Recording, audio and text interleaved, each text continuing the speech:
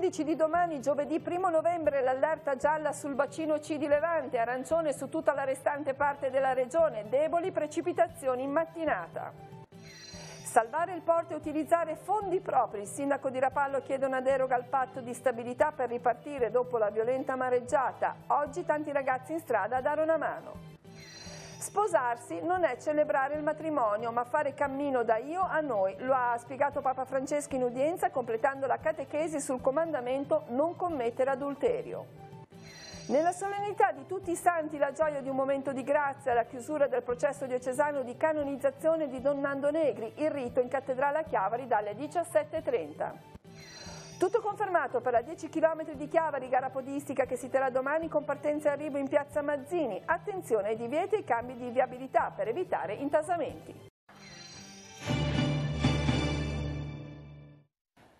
Buongiorno a tutti, ben arrivati al TG13. Torniamo ad occuparci del maltempo con gli ultimi aggiornamenti che arrivano dall'ARPAL della Regione Liguria, perché anche per la giornata di domani è stato prorogato lo stato di allerta gialla per quanto riguarda la zona C, quella che ci riguarda più da vicino, la zona del Levante, mentre sarà arancione per la restante parte della regione. Prosegue quindi questa perturbazione che sta lambendo la Liguria già da alcuni giorni. In mattinata nel nostro territorio si sono registrate delle precipitazioni di debole intensità.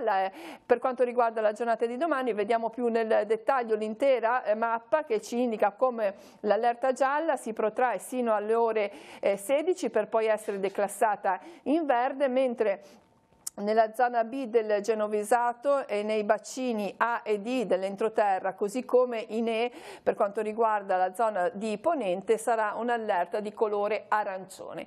Andremo a dettagliare meglio nel corso di questa diretta la situazione meteorologica in evoluzione nelle prossime ore. Ora però ritorniamo sul nostro territorio, nei centri maggiormente colpiti soprattutto dalla violenza del mare, la violenta mareggiata che si è registrata nella notte tra lunedì e martedì, ed andiamo nel borgo di Portofino, che proprio dalla notte tra lunedì e martedì non è più raggiungibile perché è collassata un tratto della strada statale 227 per Portofino, un tratto di circa 200 metri, pertanto da ieri Portofino non è più raggiungibile per quanto riguarda questa principale arteria di comunicazione. Dalla piazzetta di Portofino vediamo pronto in collegamento Giacomo Rizzi, che nonostante appunto queste difficoltà è riuscito a raggiungere insieme a Cristian Bogni la piazzetta. A te la linea, Giacomo.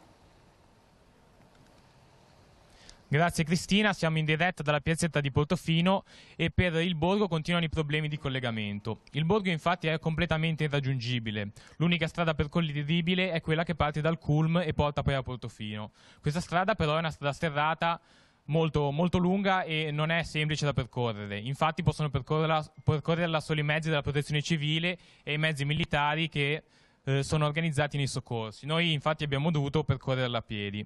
Adesso siamo qui in piazzetta con un gestore di uno dei locali del bar di piazzetta, Ugo Repetto, e gli vediamo subito quali problemi hanno, soprattutto a partire proprio dai servizi in casa, acqua, luce, gas. Il problema principale è il gas, perché in casa non si può mangiare, poi la televisione non va, insomma problemi ce ne sono, però tutto sommato il paese bene o male danni non è che abbia avuto molti danni, un paese benedetto da Dio.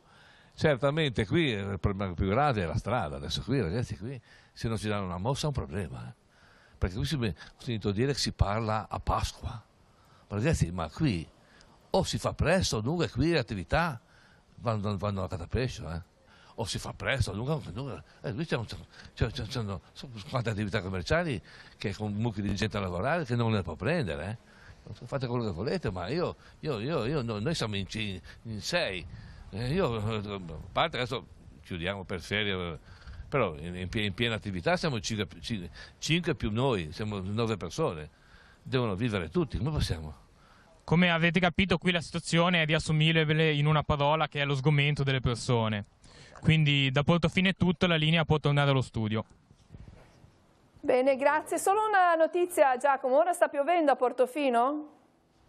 se non si può... No, in questo momento no, però fino a poco tempo fa pioveva e c'è il vento abbastanza forte. E questa mattina ci sono stati anche uomini dell'esercito che hanno raggiunto la piazzetta? Vabbè, finito io, Sì, grazie mille.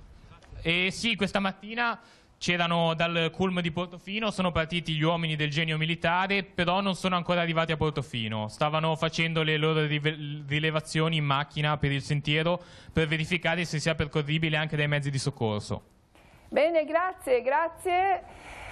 Ringraziamo Giacomo Rizzi dalla piazzetta di Portofino, in diretta dalla piazzetta di Portofino. Ora ci spostiamo, andiamo a Rapallo. Salvare il porto e utilizzare risorse proprie è quanto chiede il sindaco questa mattina durante il sopralluogo a lungomare devastato dalla mareggiata. Bagnasco chiede una deroga urgente al patto di stabilità per poter intervenire sin da subito nei luoghi più colpiti come San Michele di Pagana e via Avenaggi. Sentiamo. Sindaco, questa mattina come si è ripartiti? Si è ripartiti con la voglia di fare, con tantissima partecipazione cittadina, con tantissimi problemi. La voglia ce l'abbiamo, il senso di responsabilità anche, non c'è neanche da dormirci un minuto, ma bisogna ricominciare. Oggi una buona notizia c'è, i ragazzi sono ritornati a scuola, le scuole sono aperte, noi siamo partiti un'ora dopo. Siamo ripartiti per la pulizia e per la messa in sicurezza. Questo è il nostro obiettivo primario. È possibile fare un calcolo dei danni? Quanti problemi avete avuto in città? Enormi, enormi, danni ingenti. Sarebbe superficiale e non sarebbe corretto parlare di numeri, però parliamo di realtà. Io Rapallo la conosco benissimo, Rapallo è in forte sofferenza. Una cosa sola chiediamo, la chiediamo fortemente. Lasciateci lavorare, poca propaganda, tanta voglia di fare, deroga del patto di stabilità subito, e la possibilità di utilizzare le nostre risorse per partire domani e rifare la città. Ci può fare un elenco dei problemi più gravi, dalle frazioni al mare? San Michele di Pagana, primario, via Venaggi, primaria, danno ambientale enorme nel nostro golfo. Salvare il porto. Porto Carlo Riva per noi è una risorsa, non tanto per il porto, per i privati, ma soprattutto per la protezione che dà. Quindi dobbiamo ricominciare, ma subito. Questa notte siamo di nuovo in allerta. Ieri il mare ha invaso la passeggiata e le attività, oggi la città è sul lungomare, sì, è così? Sì, la città è sul lungomare, abbiamo lavorato tanto per la messa in sicurezza del territorio, ma qui non è il territorio, qui non è la montagna, ma qui è il mare, che è una forza naturalmente, qui non ci sono responsabilità, questa volta non ci sono responsabilità da parte di nessuno, c'è solamente la natura non la fermi. Il porto aveva già avuto un lavoro importante di messa in sicurezza, però non è bastato evidentemente. Non è bastato, io non sono un ingegnere idraulico, ma dicono che la forza di queste onde corrisponda a più di un treno a massima velocità contro un corpo statico fermo. Di conseguenza immaginatevi la forza che ha avuto queste onde, sono 11 di 10 metri, 11 metri. E proprio sulle forze lavoro del porto turistico Carlo Rivo di Rapallo si concentra ora l'attenzione dopo lo stupore iniziale dinanzi allo scempio compiuto dalla mareggiata a Rapallo, la fase dell'operatività circa il recupero dei natanti e anche le forze occupazionali che in una notte si sono visti spazzare via la loro fonte primaria di lavoro. Abbiamo intervistato un diportista. Io quando mi sono recato qua purtroppo la barca, come vedete voi, aveva già mollato gli ormeggi. Ho sentito i ragazzi, hanno vissuto una notte d'inferno perché alle 2:30, all'1:30, 2 hanno cominciato a mollare gli ormeggi e come da buoni marinai si fa, si sono ospitati sulle altre barche, si sono messi tutti sulla barca più grossa fino a quando ha cominciato a mollare la prima barca, poi la seconda, la terza. Qual è la barca su cui lavorate? Questa qua, questa barca vela qua. E purtroppo la vedete anche voi, adesso è arenata lì. Cosa bisogna fare adesso? Adesso bisogna fare, purtroppo il problema sarà innanzitutto per i posti di lavoro di tutti questi ragazzi. Il porto ha ceduto, davanti al mare, una volta gli anziani dicevano che davanti al mare il mare non si ferma, quindi lì purtroppo queste calamità naturali sono cose che uno se le aspettava, però quando uno sente forza 8, forza 10 il mare dice sì, ok, però magari tante volte che quei bollettini meteo non se l'aspetta, invece purtroppo stavolta è arrivato quello che non si è riuscito a fermare. Purtroppo bisogna ringraziare prima di tutto il sindaco di Rapallo che ha fatto un gran lavoro bloccando, non facendo più entrare nessuno, la capitaneria che non ha più fatto entrare nessuno sulle barche, il porto è chiuso, fondamentalmente non facendo più entrare le persone dentro le barche, le cose del genere. Chi c'era è stato salvato comunque dai pompieri che hanno fatto un gran lavoro. E quindi fortunatamente non ci sono state vittime, che quella è la cosa più importante. Le barche purtroppo si rifaranno. E proprio in segno di ringraziamento e di riconoscenza a Maria, che ha preservato la città di Rapallo, non ci sono state vittime, come sentivamo dire anche nell'intervista, Don Gianluca Trovato, rettore del santuario di Montallegro, invita i rapallesi, tutti i fedeli, alla celebrazione eucaristica di domenica 4 novembre, con questa frase che è stata postata sulla pagina Facebook: è da tempo di ricominciare. Per chiedere protezione, spiega, per ritrovare il cuore di una città ferita ma unita, e ringraziare la Madonna che nonostante il danno ingente non ci siano state vittime. Domenica alle 16 quindi al santuario sarà celebrata la messa, al termine benedetta la città con il quadretto appunto di Maria. Questa è la notizia appunto che abbiamo trovato sulla pagina Facebook, con questa immagine che riproduce un'immagine dall'alto del porto Carlo Riva, così come era prima della mareggiata, e poi l'immagine sotto che invece lo mostra subito dopo l'evento calamitoso nella giornata di ieri, le immagini che si sono registrate. La città di Rapallo prova a ripartire con i suoi ragazzi. Tanti giovani residenti questa mattina sono scesi in strada per dare una mano ai volontari di protezione civile e alle forze dell'ordine. Una bella pagina di speranza in mezzo al fango e ai detriti. Abbiamo raccolto alcune testimonianze. I cittadini di Rapallo questa mattina si sono ritrovati sul lungomare per dare una mano, è una bella sensazione questa. Avevamo tantissimo a cuore dopo lunedì sera di venire a ripulire casa nostra, perché io abito qui come tutti i ragazzi che sono qua. Quella sera che cosa hai visto? Uscito da lavoro sono venuto alle 11 qua in passeggiata, ero dall'Hotel Italia, e veramente una scena apocalittica con le onde che sbattevano le barche sugli scogli come fossero coriandoli. E quindi diciamo, oggi che è il mio giorno libero da lavoro, come faccio tutte le settimane, è bello pulire casa per tenerla, perché vivere in un posto bello è più bello, e allora sono venuto. Sei anche con gli amici, ci sono tanti ragazzi qua oggi. Ci siamo organizzati in 4-5, ma ne sto vedendo tanti, siamo venuti proprio in tanti oggi. Come state dando una mano? Ma c'è da pulire la passeggiata, che è così bella durante l'estate, durante l'inverno, e ci sono tantissimi detriti, tantissimi pezzi di barca, tantissime cose giornaliere, anche dei mobili così, e bisogna pulire, quindi prendi, carica sui camion e tentare di fare il più veloce possibile. Chi vi coordina qui la protezione civile? C'è la protezione civile che ci coordina, siamo arrivati questa mattina, ci hanno detto avete i guanti? Assolutamente, siete maggiorenni? Assolutamente. E quindi potete iniziare, ci sono dei capisquadra che ci coordinano, praticamente lungo tutta la passeggiata mare ci sono 4-5 punti di raccolta dove nei giorni passati sono riusciti a portare la maggior parte dei detriti, e lì coi camion carichiamo. Rapallo vuole ripartire da qui? Vogliamo ripartire. Cosa possiamo fare? Scendere in campo e pulire, togliere legno, c'è di tutto, c'è veramente di tutto, ci stiamo dando tutti da fare, noi come protezione civile, vigili del fuoco, la polizia e specialmente noi cittadini, giovani e non. Lasciamo per un attimo la costa e ci addentriamo nell'entroterra, dove le problematiche sono legate soprattutto alla mancanza di erogazione di energia elettrica. Ci colleghiamo con il sindaco di Borzonasca, Giuseppino Maschio. Buongiorno sindaco. Buongiorno a lei e a tutti i spettatori.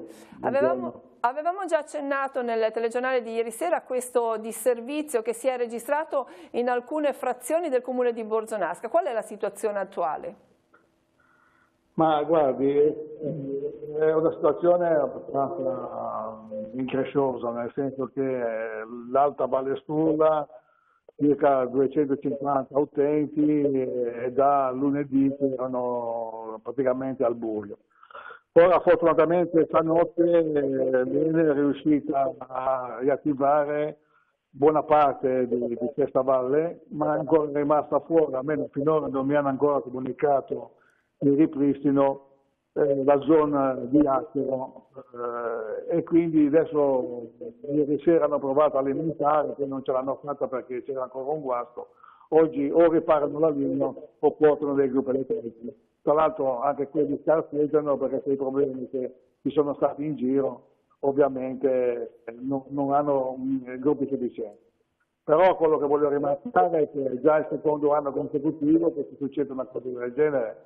Ora, una volta può capitare, ma due, tra l'altro qui da noi fortunatamente non abbiamo avuto i disastri che sono stati sulla costa, quindi è evidente che c'è qualcosa che non funziona nella gestione di tutta la rete. Perché, ma insomma, attualmente ci sono ancora frazioni al buio? Ma sicuramente. Quindi quello che chiedo, che ho chiesto a tutti, all'Enel, di fare tutto il possibile perché queste cose non si verificano. La cosa può capitare una volta, ma sempre non va bene. Quali sono le frazioni che sono ancora al buio? Adesso mi risultava, se non vanno ripristinate in questi momenti, Figliolo, Acero e Tornaretti. Sono tutti sulla linea che va, il 15.000 che va ad Acero. Ma sono già stati interrotti prima di questi giorni, insomma è un continua interruzione su queste strade. Ora siamo nel 2018, io francamente una cosa così non l'ho mai vista. Tra l'altro io sono uno che ha lavorato anche a me e quindi insomma conosco i meccanismi. Insomma c'è qualcosa che non gira, che non va bene. Ecco, avete avuto comunque qualche rassicurazione circa il ripristino di questa corrente elettrica? Sia con la direzione di Fiandre che con Genova e mi hanno assicurato che entro la giornata verrà ripristinato o con gruppi elettrogeni o ripristinando la rete. Speriamo che mantengano la parola. Bene, grazie Sindaco.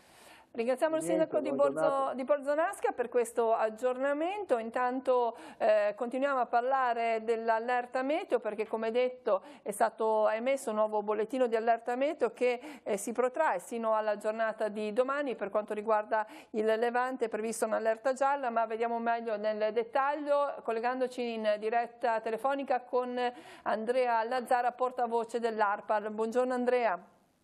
Buongiorno a tutti. Allora questo maltempo pare proprio non volerci abbandonare, si protrae ancora per sino alla metà della giornata di domani? Sì, perché come previsto sta arrivando una nuova fase perturbata e per quello che riguarda le zone del centro Levante, come detto abbiamo un'allerta arancione sulla zona B fino alle 16 di domani, mentre sulla zona C abbiamo un'allerta gialla sempre fino alle 16 di domani. Che cosa sta accadendo? Stiamo vivendo, soprattutto nelle zone del centro-ponente, una fase prefrontale con precipitazioni finora deboli o moderate. Nelle prossime ore questa fase continuerà, poi avremo l'avvicinamento, l'arrivo del fronte atlantico vero e proprio che porterà piogge e rovesci a partire dal centro-ponente in estensione al Levante, quindi insomma ci sarà una situazione particolarmente da seguire, in particolare sulla zona centrale della nostra regione, ma anche sulle altre zone del territorio regionale. Per quello che riguarda il Levante, appunto, che tendono comunque precipitazioni cumulate che saranno anche significative. Quando ne usciremo? Beh, ne usciremo in parte dalla mattinata di domani, quando avremo un lento miglioramento della situazione con precipitazioni che andranno poi via via piano piano esaurendosi. Attenzione però al mare e al vento. Il mare non sarà nulla di paragonabile a quello che è successo lunedì, però ci sarà una mareggiata e quindi va tenuto ovviamente in debita considerazione per quello che riguarda anche quelle che sono già le criticità che si sono verificate. Per quello che riguarda il vento sarà forte da sud-est con successivi rinforzi di burrasca. Il calo però è già previsto a partire dalla mattinata di domani, giovedì. Spingendoci un attimo anche oltre, a venerdì avremo un nuovo impulso instabile che porterà piogge sparse e temporali, ma al momento sono visti al più moderati. Questa volta dovrebbero cominciare dal centro Levante, però come detto è una situazione da seguire, al momento sono visti come moderati come fenomeno. Bene, grazie per questo aggiornamento e buon lavoro. Grazie a voi, buona giornata. Ringraziamo Andrea Lazzara, portavoce dell'ARPAL. Ora chiudiamo per il momento questa parentesi dedicata all'evoluzione meteorologica sulla nostra regione e ai danni provocati dal maltempo. Apriamo la pagina ecclesiale con l'udienza generale tenuta come ogni mercoledì da Papa Francesco in piazza San Pietro. Questa mattina il Papa ha completato la catechesi sul sesto comandamento: non commettere adulterio. La nostra chiamata originaria, ha detto il Papa, è l'amore sponsale, pieno e fedele. fedele che Gesù Cristo ci ha rivelato e donato. Proponendo una riflessione sulla lettera di San Paolo Apostolo agli Efesini, Francesco l'ha definita un brano rivoluzionario, perché con l'antropologia di quel tempo afferma che il marito deve amare la moglie come Cristo ama la Chiesa. Il Papa ha ricordato che l'amore fedele di Cristo è la luce per vivere la bellezza dell'affettività umana, nella fedeltà, nell'accoglienza e nella misericordia. Il Pontefice ha poi spiegato come una persona adultera, lussuriosa, infedele sia immatura, tenendo per sé la propria vita, interpretando le situazioni in base al proprio benessere e al proprio appagamento. Sentiamo un passaggio della catechesi del Papa. Per sposarsi non basta celebrare il matrimonio, occorre fare un cammino dal io al noi, da pensare da solo a pensare in due, da vivere da solo a vivere in due. È un bel cammino, un cammino bello. Quando arriviamo a decentrarci, allora ogni atto è sponsale. Lavoriamo, parliamo, decidiamo, incontriamo gli altri con atteggiamento accogliente e oblativo. Domani, solennità di tutti i santi, si concluderà la fase diocesana di canonizzazione di Don Nando Negri. Alle 17:30 nella cattedrale di Nostra Signora dell'Orto a Chiavari il Vescovo dichiarerà con un decreto che l'inchiesta è definitivamente conclusa. La chiusura è pubblica, pertanto Monsignor Tanasini invita tutti i fedeli, in particolare coloro che hanno conosciuto il sacerdote, a partecipare. Alle 18 seguirà la celebrazione dell'Eucaristia. Proponiamo ora un breve filmato nel quale Don Nando racconta le fasi iniziali di una delle sue opere materialmente più visibili, ovvero il Villaggio del Ragazzo.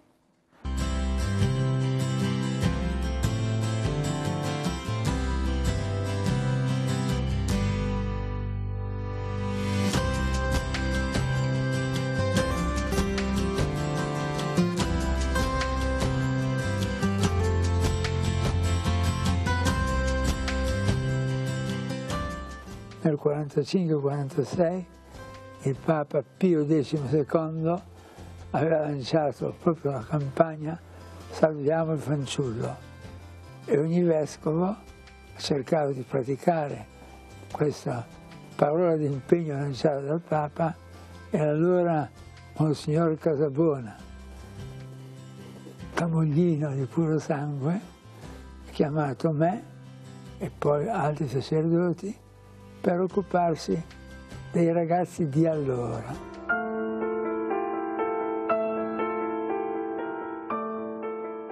Il villaggio ha le sue prime origini a Lavagna, presso un'opera pia che c'è tuttora della Casa Divina Provvidenza. Successivamente abbiamo tentato di affittare una villa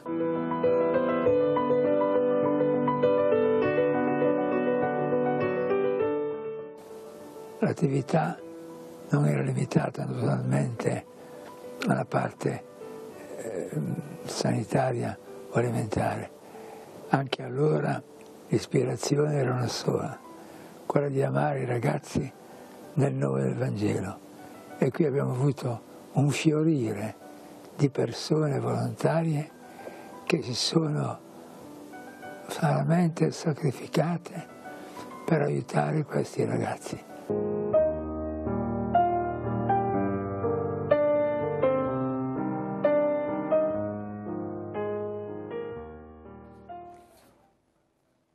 Domani Telepace al canale 15 trasmetterà in diretta dalle 17:30 il rito di chiusura del processo di canonizzazione di Don Nando Negri. A seguire dalle 18 proporremo una delle ultime interviste a Don Nando, di cui abbiamo visto uno scorcio, e subito dopo andrà in onda il lungometraggio L'opera sorprendente della regista Gabriella Bairo Puccetti, filmato che ripercorre in modo suggestivo la vita e le opere del fondatore del Villaggio del Ragazzo. Ora sfogliamo le pagine dei quotidiani insieme a Marco Revello, poi tutti gli altri aggiornamenti da Portofino e dal territorio in merito all'emergenza maltempo.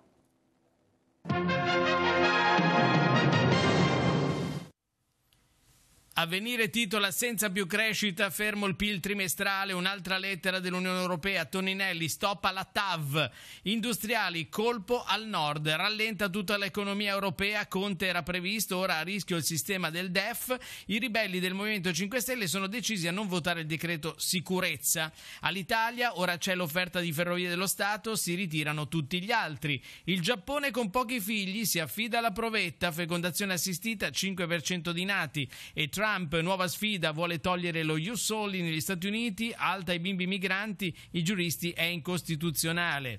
Rapite 5 suore in Nigeria, missionario ucciso in Camerun, la fede ancora nel mirino in Africa. Il maltempo invece non dà tregua, sono 12 le vittime di nubifragi, danni anche alla Basilica di San Marco a Venezia, ma veniamo al maltempo della Liguria con la prima pagina del secolo XIX, effetto tsunami sulla Liguria. Vediamo appunto una pagina intera dedicata proprio a questo, con la foto di Rapallo, il commento del direttore sammargheritese del secolo Massimo Righi, la sola risposta che ci si aspetta dopo il disastro, quindi è uno sprone alla politica.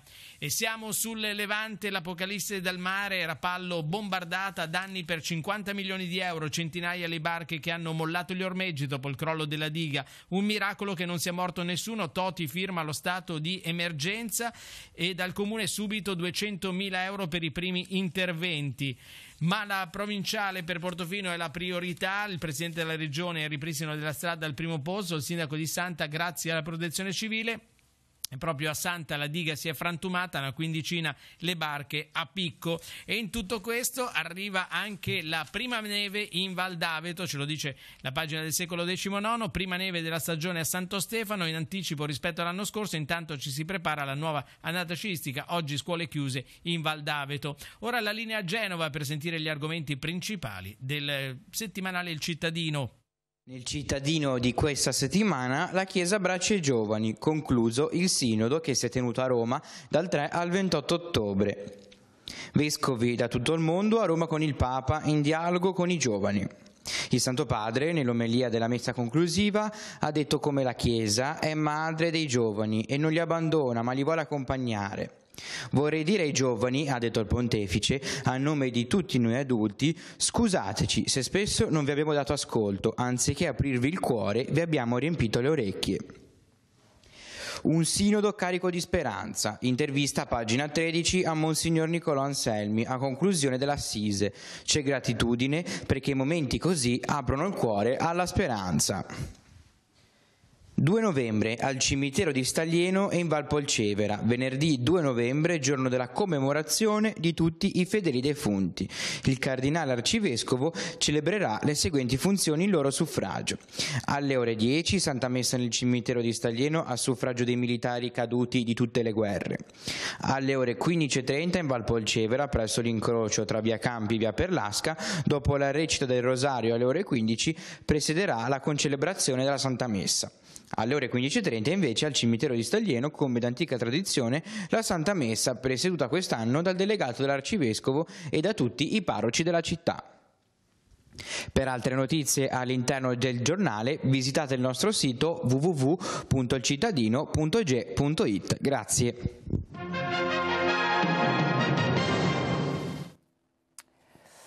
Alcuni aggiornamenti in riferimento al maltempo. Le condizioni meteo avverse di questi giorni hanno aggravato la situazione di pericolosità del cimitero di Lumarzo. In considerazione delle 2 giornate di celebrazione per tutti i santi e la memoria dei defunti, il Camposanto resterà comunque aperto e presidiato per le visite alle tombe dalle 9 alle 12 e dalle 14 alle 17. Dal 3 novembre invece sarà chiuso per permettere le operazioni di messa in sicurezza. Andiamo ora in redazione per altri aggiornamenti. Per noi Maurizio Garreffa. Grazie Cristina, un saluto a tutti. Andiamo a Sestri Levante dove sono iniziati i primi interventi di recupero dei danni causati dal maltempo di questi giorni. In particolar modo il sindaco attraverso un comunicato fa sapere che è già stata inviata la richiesta a Regione Liguria per il riconoscimento dello stato di calamità naturale e sono stati contestualmente quantificati i primi danni. Si tratta di una cifra che supera i 4 milioni di euro per quanto riguarda la parte pubblica, scrive la Ghio, a cui andranno ovviamente ad aggiungersi i danni ai privati. privati. Gli interventi più importanti riguardano il ripristino e il consolidamento del muro di Renà e delle dighe di Portobello e del Porto, che hanno subito danni importanti. Dunque una cifra sui 4 milioni di euro e oltre. Inoltre il Comune rende noto che sul sito istituzionale del Comune di Sestri Levante è presente il modulo da compilare per presentare la denuncia di danno ai beni privati, alle attività produttive e del comparto agricolo. La denuncia deve essere presentata entro e non oltre il 28 novembre. È tutto dalla redazione, a te Cristina. Bene, confermata per la giornata di domani dalle ore 10 la quarta edizione della gara podistica 10 km di Chiavari. Partenza e arrivo sono fissati in piazza Mazzini, nel cuore del centro storico e commerciale della città. Il percorso sarà esteso e richiederà diversi provvedimenti al traffico. Abbiamo chiesto al comandante della Polizia Municipale quali percorsi alternativi siano stati previsti. E come cambierà la viabilità? Sì, praticamente la gara podistica si svolge su un anello molto grande che va dal lungomare a Via Prandina, Corso Buenos Aires. E la viabilità quindi sarà praticamente vietata su tutte le strade dove passeranno i podisti, salvo qualche caso, salvo mezzi di emergenza, per cui si interrompe anche la gara, o in casi particolari si vedrà il da farsi, ma diciamo è vietata. E cerchiamo di lasciare dei percorsi alternativi, cioè lasciamo il casello dell'autostrada è libero e un percorso alternativo è quello dell'Aurelia, perché praticamente mettendo via Romana a doppio senso per quelle 2 ore si può salire e scendere dall'Aurelia da lì, quindi da Piazzale della Franca via Castagnola, circonvallazione, si può bypassare tutta la città di Chiavari, quindi chi percorre l'Aurelia da Sestri verso Rapallo o viceversa non dovrebbe avere se non qualche piccolo rallentamento, questo ci dovrebbe aiutare. E poi ci saranno alcuni punti in cui pur passando la gara non ci sarà una chiusura totale, tipo da via Brizzolara per andare verso il mare, ma tra un podista e l'altro ci saranno i nostri uomini che cercheranno di far passare. E io spero che la giornata festiva ci aiuti anche. Qual è l'orario? A che ora inizia la gara e a partire da quando appunto le strade inizieranno ad essere bloccate? Diciamo, l'orario previsto è 9:45 11:45, quindi sarebbero 2 ore. Calcoliamo anche un po' prima, un po' dopo, ci può essere qualche ritardo nella partenza, ma io spero che a mezzogiorno sia tutto finito bene. Quindi riguarda soltanto la mattinata, il pomeriggio è tutto ripristinato regolarmente? Sì, riguarda soltanto la mattinata, il pomeriggio è regolare. Bene, ora ritorniamo a Portofino, intanto con una notizia che trovate sul nostro sito teleradiopace.com.